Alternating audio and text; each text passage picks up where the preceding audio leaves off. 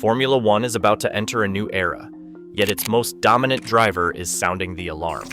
Max Verstappen, three-time world champion, calls the 2026 rules unnatural and anti-racing, openly questioning whether he will stay. As Red Bull scrambles and retirement headlines ripple across the paddock, Verstappen's warnings echo louder, and nearly every top driver shares his fear. What if Formula One's biggest gamble drives away its biggest star? Max Verstappen's warnings didn't begin in Bahrain. Back in July 2023, while others dismissed the threat, he was already speaking out.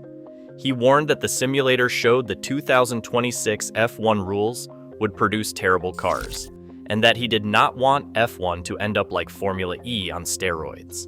That is how Verstappen described his first taste of the future: blunt, almost alarmist, and largely ignored. When pressed about overtaking and battery management, he predicted odd tactics: downshifting on straights, lift and coast even in qualifying, and cars that felt heavier and less alive. The response from within the paddock was swift. Critics called his fears overblown. Teams insisted the rules would make racing better, and the FIA offered no public sign of concern. The echo grew louder as the months passed. By the time the 2026 prototypes hit the track in Bahrain, Verstappen's frustration had hardened. He said he had already raised the issue in 2023, but nobody listened, as journalists pressed him on the awkward driving style emerging from the new regulations. His tone was raw, almost defiant. He said he had given his honest opinion and that most drivers share his view. And he was not exaggerating. A quiet majority in the paddock, veterans and rising stars alike, voiced the same unease, if not always as publicly. The Bahrain Group interview revealed a rare unity, drivers from rival teams nodding in agreement as Verstappen outlined the unnatural, anti-racing feel of the new era. The message was unmistakable. What started as one man's warning had become a chorus, amplifying the sense that Formula One's future was being shaped without its drivers truly at the table. Max Verstappen's frustration in Bahrain went beyond technical nitpicking. When pressed by journalists, he said the concept itself is not right. It will improve a bit, but not to a point where you suddenly think everything makes sense. He called the car's behavior unnatural, likening it to Formula E on steroids, a phrase that landed with a chill across the paddock. Verstappen described the sensation behind the wheel as hollow, the thrill of driving, replaced by a constant calculation of battery levels and awkward downshifts, even on laps that should be flat out. He added that he did not want Formula One to be close to Formula E, and that they should stay away from that and be Formula One. He said, "Do not increase the battery, get rid of that, and focus on a nice engine." He did not just question the rules, he questioned his own place in the sport. Verstappen has never claimed to want a long career, but the Bahrain sessions made the horizon feel closer. The implication was unmistakable: if this is the direction Formula One insists on taking, his commitment is conditional.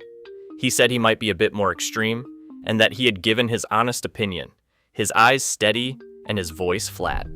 When asked directly about his future, Verstappen did not offer reassurance. Instead, he left the door open, fueling speculation that Formula One's most dominant driver could walk away sooner than anyone expected. The sense of jeopardy now hung over the grid, not just for Red Bull, but for Formula One itself.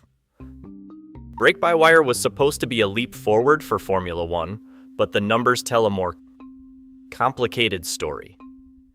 FIA telemetry from the 2026 prototype at Barcelona records a peak braking force of 5.8 G, up from the 5.2 G seen in the current cars. The ramp from zero to maximum braking now takes just 0.6 seconds, a sharp drop from the previous 0.8 seconds. On paper, that means a more aggressive, immediate response underfoot.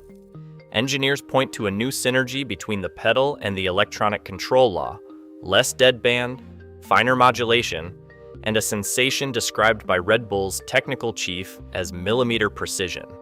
But it is not just about stopping power. The upgraded ERS system pushes usable energy deployment from 4 megajoules per lap to 8.5, with boost mode stretching the flat-top delivery window from 3 to 4 seconds. That translates to a 10 kilometers per hour jump in corner exit speed, 225 kilometers per hour out of turn 2 at Barcelona, compared to 215 kilometers per hour the year before. The data suggests a car that is quicker to react, harder on the brakes, and more explosive off the corner. Yet, for drivers like Verstappen, these gains come bundled with a new set of sensations. The sharper brake ramp, the longer, steadier torque plateau, the relentless push of boost. Each metric is a step further from the mechanical feel he grew up mastering. Technical pundits warn that, while the numbers look impressive, the experience behind the wheel may feel less human, less intuitive. The question lingers: does a faster, more responsive car automatically deliver a pure form of racing, or does it risk alienating the very drivers it is built for? Inside the Mercedes Power Unit division, the numbers have already started to circulate.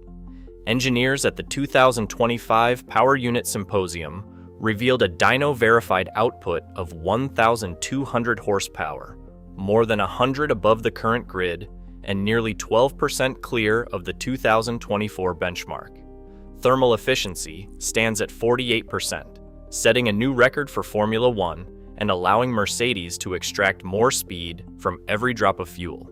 Lap simulation data quietly shared between technical directors points to a 0.4 seconds per lap advantage on high-speed circuits, enough to redraw the competitive map overnight.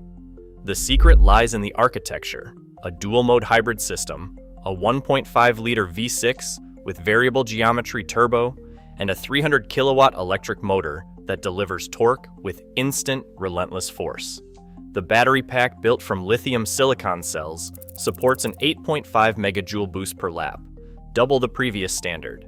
Engineers speak of a thermal efficiency edge, where 95% of braking energy is harvested and redeployed, feeding a continuous surge that rivals describe as unfair. Rival teams have responded with public optimism, but behind closed doors, the fear is real. Ferrari touts system integration, Red Bull leans on aerodynamic downforce, and Aston Martin claims a balanced layout. But no amount of chassis tuning or torque curve smoothing can erase the raw power gap. The specter of Mercedes' dominance has returned, not through loopholes or luck, but through the cold logic of engineering. For Verstappen and Red Bull, the warning is clear. The next era could belong to the team that solved the equation first. Red Bull's leadership has never relied on hope alone. Inside the team's Milton Keynes headquarters, contingency planning is as routine as wind tunnel runs. In the months after Verstappen's first public warnings about the 2026 rules, Red Bull's senior strategists began quietly drafting internal safeguards. Meeting minutes from October 2025 spell out the reality: if Verstappen leaves before 2027, the team's response must be immediate and decisive. The name at the top of the succession list is Oliver Behrman, a junior driver with a timeline mapped in detail, test sessions, performance benchmarks, and a clear path to a race seat if the worst-case scenario unfolds. Contract negotiations have grown more complex as well. A leaked renewal memo from January 2024 reveals performance bonuses now tied to specific 2026 car milestones, not just race results. Verstappen's leverage is clear, but so is Red Bull's determination to protect its position. Behind the scenes, the team has secured an insurance policy worth €200 million with Lloyd's of London, covering potential losses in driver-linked sponsorship revenue over 5 years. The policy's existence is a stark admission. Even the most dominant driver in a generation is not a permanent fixture. These moves go beyond public displays of confidence. Red Bull's risk management is layered: technical, human, and financial. A chassis capable of pairing with different power units sits in development, ready to adapt if Mercedes' projected engine advantage proves insurmountable. The Behrman pipeline stands as a practical answer to the threat of sudden change. And the insurance contract, quietly filed in late 2025, signals that the team is bracing for impacts that could ripple far beyond the garage. For Red Bull, The future is not just about optimism, it is about being ready for any outcome. A single driver's discontent rarely shakes the financial core of Formula One. But Max Verstappen is no ordinary driver, and the numbers behind his presence are stark.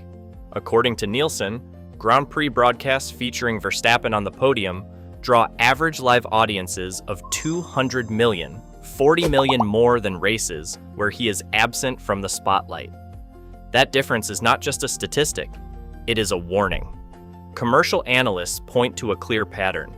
Every Verstappen win, every championship run, triggers a surge in global engagement, from television ratings to digital streams to fan zones packed with orange-clad supporters. The merchandise figures tell a similar story. Between 2023 and 2025, Verstappen-branded gear alone generated 85 million euros in sales, accounting for nearly a quarter of Red Bull's total merchandise revenue. Sponsors, too, have built entire campaigns around his image, with secondary partners attributing as much as 45 million euros a year to his marketability. If Verstappen were to leave early, econometric models predict an annual loss of up to 150 million euros, driven by falling television audiences, shrinking sponsorship deals, and a sharp drop in merchandise sales. The risk is not limited to Red Bull's balance sheet. Formula One's global commercial rights, valued on the assumption of peak viewership, could face a recalibration. Past departures of world champions have caused temporary dips, but the scale of Verstappen's influence is unprecedented. The prospect of his exit has already prompted insurers to draft coverage for lost driver-linked revenue. For a sport that trades on spectacle and star power, the financial shockwave of losing its most magnetic figure would be felt far beyond the paddock. Today, Formula One stands at a crossroads, balancing innovation with the risk of losing its defining talent. Verstappen's warning isn't just personal, it is a test of the sport's future identity. If the rules reshape the grid, who stays to drive history forward? The next move matters.